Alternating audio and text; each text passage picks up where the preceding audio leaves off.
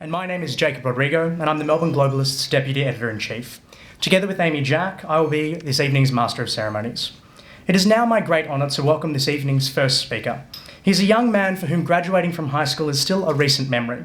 A man who's barely into his third decade, who while studying arts at the University of Melbourne, theology at the MCD University of Divinity, working for multiple charities, has managed to find the time to set up 2 successful not-for-profit student organisations.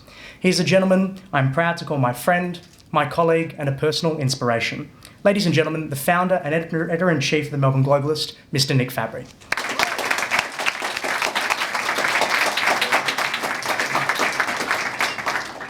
Thank you, Jacob. The Right Honourable Malcolm Fraser, distinguished guests, I welcome you with great pleasure to the official launch of the Melbourne Globalist. On behalf of the team, I would like to begin by offering an apology on behalf of Her Honour Madam Justice Susan Crennan of the High Court of Australia and her husband Dr Crennan, who intended to be here tonight to celebrate the launch of our publication and website and to listen to the remarks of Mr Fraser. But unfortunately, they have very recently experienced the passing of a very close friend and are attending the wake this evening. We wish them our deep and sincere condolences for their loss. Nevertheless, we press onwards and are honoured to have the Right Honourable Malcolm Fraser delivering some remarks tonight. Can I just say what an honour and privilege it is to have him be a part of the birth of our organisation. We began executive work on TMG in late September 2012. We had a vision to create an intercollegiate foreign affairs magazine across Melbourne, Monash, Deakin, La Trobe and RMIT universities, which would connect students in Melbourne with the public discourse on international agenda items. We had then a strong vision for an intelligent, engaging, independent and relevant foreign affairs publication, which would feature regularly updated opinion pieces, feature pieces, video interviews and transcripts, as well as being a central point to liaise with various functions and events across the tertiary sector in Melbourne. We also embarked on this endeavour with a mind to connecting students not only with global issues, but also with each other. With 80 plus contributing writers and editors across the 5 campuses in Melbourne, many of whom are here tonight, actively working to produce a minimum of 3 pieces of work per semester, I can happily say we've achieved this aim and are tonight, at our birth, an intercollegiate publication. The aims of the former, however, will require many months more of hard work and active engagement with the publication in order to satisfy. I have full confidence that the team of writers, editors, executive and designers present tonight will rise to meet that challenge and by doing so usher in a new age of student journalism here in Melbourne. We have in our midst future lawyers, academics, journalists, doctors and many more, individuals who go forth and shape Melbourne, Australia and the world. One of our contributing writers is a former speechwriter for President Bill Clinton, and as you can probably tell, he declined to write my speech for this evening. We have an editor, Samuel Baker, who coordinated the 2013 World Model United Nations Conference in Melbourne, which saw over 2,000 young youth delegates visit Melbourne for a week of high-level foreign policy discussion. In short, I'm incredibly excited by the talented staff we have on board and look forward to the contributions they will make over the coming months and years to ensure we develop a sustainable, meaningful and successful publication. I'd like to thank several people present tonight for making this launch possible.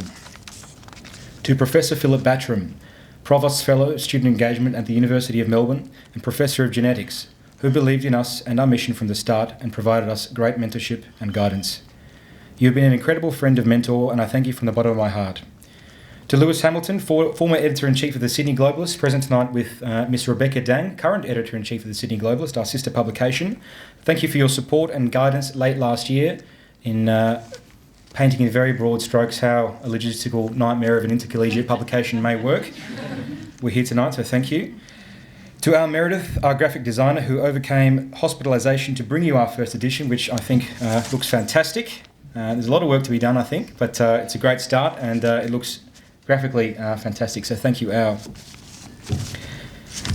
To Nick Langford, Executive Director and Architect of TMG, for your tireless administrative work, and thank you for putting on what is a fantastic function tonight.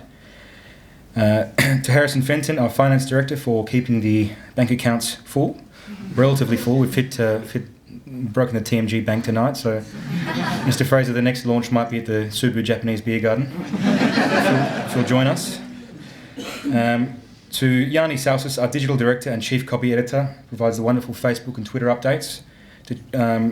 To Charles Kemp, our marketing officer and copy editor. And to all our wonderful editors and writers, thank you from the bottom of my heart for making this stream possible. You should feel extremely proud to be founding members of this student-led initiative. Congratulations to each of you, and I look forward to growing as an organisation in the months and years ahead. Finally, a big thank you must be given to Jacob Rodrigo, Deputy Editor-in-Chief. I returned from gallivanting overseas for 3 months over the summer break in South America, and we were in no position as a functioning organisation, to be where we are today. Indeed, it was looking very grim for the Melbourne Globalist in early February, as some of you guys might remember. Through your efforts and leadership, Jacob, and your tireless hard work, you turned us around, and for that I'm eternally grateful. Thank you also to the School of Social and Political Sciences for the generous financial support of the Melbourne Globalist, as well as to the Dreamlarge Student Engagement Grants for providing much needed funds to our starving accounts. If you haven't noticed, starving accounts has been a theme of tonight, so to all prospective partners in the audience, we're willing to talk. In-kind support is always welcome as well, so yes. That's it from me. I'm very optimistic about TMG's community and our future as an organisation. Please enjoy tonight. It's an incredible networking opportunity we have on our hands here. Regardless of the website launch, regardless of the publication launch, Mr. Fraser is speaking tonight. It's a fantastic occasion. And we have figures in the room, including a reporter from the newly launched Guardian Australia, Oliver Millman, editor of The Conversation, Andrew Jaspin, executives of the Centre for Advancing Journalism, AsiaLink, the Global Foundation, the CEO of OurSay, Eyal Halamish, the US Consul General, Mary Burse-Warlick, the Honourable Frank Callaway, former Justice of the Court of Appeal, and of course the Right Honourable Malcolm Fraser. Thank you.